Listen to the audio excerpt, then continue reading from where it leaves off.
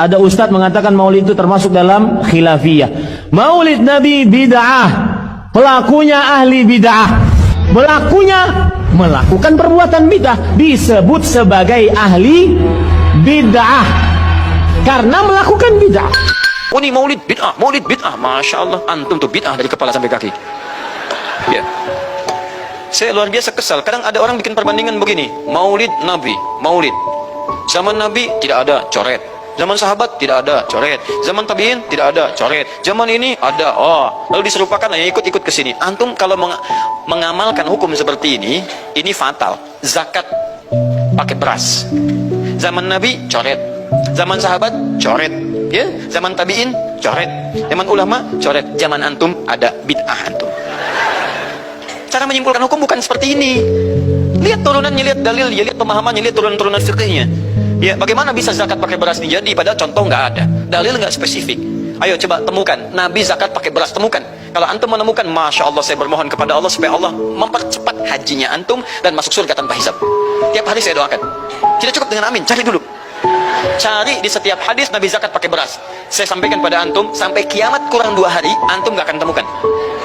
Sehari lagi buat sadar, ngapain nyari? Ya, karena Nabi tidak pernah bersentuhan dengan beras. Silakan cari di kitab hadis palsu pun, sepalsu-palsunya nggak akan ditemukan. Capek pemalsu hadis mengarang hadis palsu tentang itu, nggak akan didengar, nggak akan dilihat. Kenapa? Karena tidak ada. Nah, kata Muawiyah, hadza irdun, itu makanan pokok. Nabi zakat pakai kurma, pakai gandum. Ya, lihat, karena itu makanan pokoknya. Makanya setiap makanan pokok yang digunakan, kata para ulama, mendekati kaidah usul fikihnya. Lihat, kaidah usul fikih diambil di sini. Setiap yang punya keserupaan dengan itu, sekalipun teksnya tidak jelas langsung menunjuk, itu ada isyarat, namanya korina namanya. Kalau ada isyarat menunjukkan kepada itu, maka boleh digunakan sebagai alternatif lain dari makanan pokok yang tidak didapati di masa kita dengan generasi yang berbeda. Tapi kalau makanannya sama di setiap generasi, dia zakatnya pakai itu. Makanya orang Arab sampai sekarang pakai kurma, ada yang pakai gandum. Kita makanan pokoknya bukan itu. Antum makanan pokoknya apa?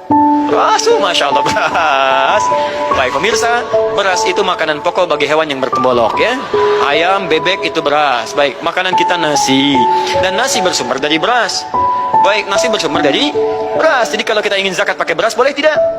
Nah, lihat bagaimana cara pendekatannya. Dalil belum ditemukan aslinya. Seperti maulid tadi, menyikapi dengan taklim macam-macam, nggak ada nas aslinya. Tapi korinahnya ditemukan, sama-sama makanan pokok, sama-sama taklim, sama-sama meminta untuk ikut ajaran, sama-sama mereka ingat tentang Nabi SAW. Maka semua hukum itu kita terapkan, jadilah hukum terapan dalam kehidupan kita. Paham? Dan itu tidak disebut dengan bid'ah. Jelas ya? Bid'ah.